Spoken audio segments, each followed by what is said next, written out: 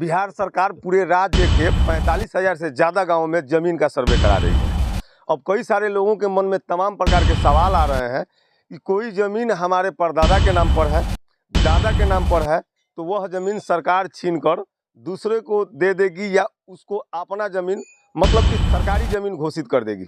कई लोगों के मन में है कि अब पता नहीं सर्वे कैसे होगा, सर्वे होगा तो क्या होगा। तमाम चीज़ों का जवाब आपको हम इस वीडियो में देंगे।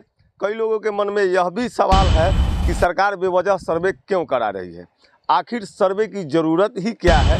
तो सर्वे की ज़रूरत क्या है, कौन कौन से प्रमाण पत्र सर्टिफिकेट लगेगा आपको साबित करने के लिए कि वह ज़मीन आपकी अपनी है, इन तमाम चीज़ों के बारे में इस वीडियो में बताएंगे। लेकिन सबसे पहले बात करेंगे कि आखिर ज़मीन का सर्वे सरकार क्यों करवा रही है, सरकार की प्लानिंग है क्या, योजना है क्या, और गरीबों को ज़मीन सरकार कैसे देगी। आगे बातचीत करने से पहले नमस्कार, मेरा नाम जितेंद्र कुमार है और आप देख रहे हैं सूचना केंद्र लोकल न्यूज़। अब सबसे पहला पॉइंट हमारा कि सरकार सर्वे क्यों करवा रही है, और दूसरा पॉइंट है कि गरीबों को ज़मीन सरकार कैसे देगी। अब हुआ क्या है कि राज्य सरकार को लगता है कि पूरे बिहार में जितना सरकारी ज़मीन है वह सरकारी ज़मीन टोटल खाली नहीं है, उस पर किसी न किसी का कब्जा है। ज़मीन विवाद समस्या को लेकर जनता दरबार में नीतीश कुमार मुख्यमंत्री के सामने सबसे ज़्यादा लोग पहुंच रहे हैं, सबसे ज़्यादा दिक्कतें लोगों को है। तो अब सरकार ने इन तमाम चीज़ों का निपटारा करने के लिए ज़मीन सर्वे कराने का फैसला किया है। इसका एक कारण था कि बिहार सरकार ने कहा कि जिसके पास ज़मीन नहीं है घर बनाने के लिए उसको हम ज़मीन देंगे। अब दिक्कत कहाँ से शुरू हुई, दिक्कत यहाँ पर शुरू हुई कि सरकार के पास ज़मीन गांव में उनके आसपास होना भी चाहिए, ज़मीन दे पाएगी। अब सरकार ने जब स्थिति को देखा तो पता चला कि सरकारी ज़मीन जो है उस पर कब्जा किसी और का है, दशकों से वही उस पर खेती करता आ रहा है। पता नहीं कि सरकारी ज़मीन कहाँ है, कैसे है। इसके लिए ज़रूरी हो कि ज़मीन का सर्वे कराया जाए।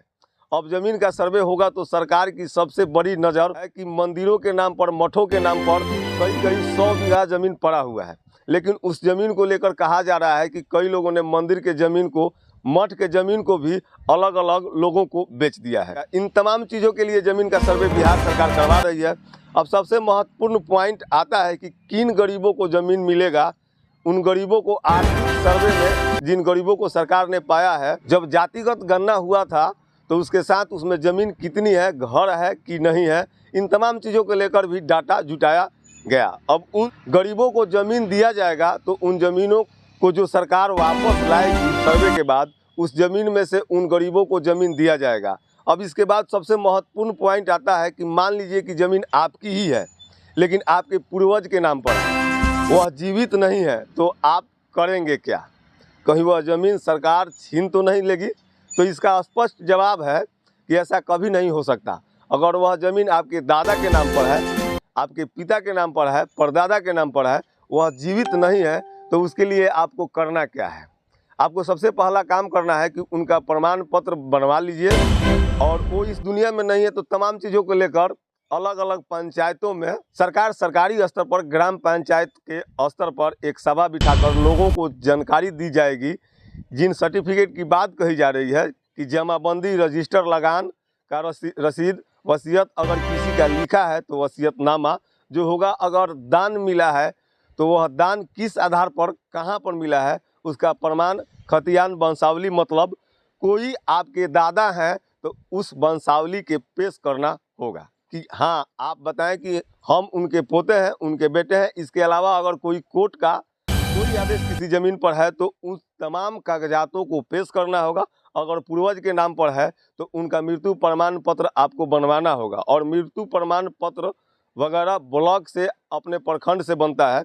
आपको भी पता है, नहीं पता है तो ग्राम सभा में सर्वे के पहले आपको सूचित किया जाएगा कि एकाएक जानकारी लोगों को दी जाएगी कि विशेष अपील सबसे आखिर में ज़मीन सर्वे होता है। कोई भी प्रकार की चीज़ होती है तो अनेकों प्रकार के दलाल जो होते हैं, बिचौलिया जो जन्म लेते हैं, और आप उनसे सावधान रहिएगा। क्योंकि अगर आप मान लीजिए सरकारी ज़मीन पर कब्जा करके बैठे हैं, आप दशकों से खेती कर रहे हैं, वह ज़मीन सरकार की है, तो दलाल आकर कहेगा कि हमारा मंत्री तक पहुँच है, मंत्रालय तक पहुँच है, हम वो ज़मीन आपका करवा देंगे। वो पैसा लेगा, लेकिन असलियत में जब सर्वे होगा तो उसमें आपका वह पैसा फंस जाएगा। फंस सकता है, क्योंकि इन तमाम चीज़ों के जरिए सरकार का अब जमीन को लेकर कोई विवाद ना करे, और सरकार ऐसे विवादों को खत्म करने के लिए यह काम करवा रही है। तो वह ऐसे ज़मीनों को यूं ही छोड़ेगी नहीं। फिलहाल जमीन सर्वे को लेकर जो तमाम प्रकार के सवाल हैं, तो अगर आपके पूर्वज के नाम पर ज़मीन है तो इसमें चिंता करने की ज़रूरत नहीं है। वंशावली वह जीवित नहीं है तो उनका मृत्यु प्रमाण पत्र, इन तमाम चीज़ों को आपको देना होगा। अपने पहचान के रूप में आपको आधार कार्ड वगैरह देना होगा, और इसके बाद जब सर्वे होगा तो वह तमाम चीज़ें आपके पक्ष में रहेंगी।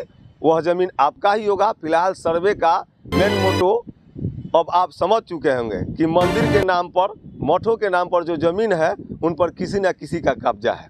उन ज़मीन को अनैतिक रूप से बेचा जा रहा है। सरकार चाहती है कि उसको रोका जाए। जिसको ज़मीन देना है गरीब को, उसको दिया जाए, और इसलिए पूरा का पूरा प्रारूप बिहार की सरकार ने ज़मीन सर्वे को बनाया है।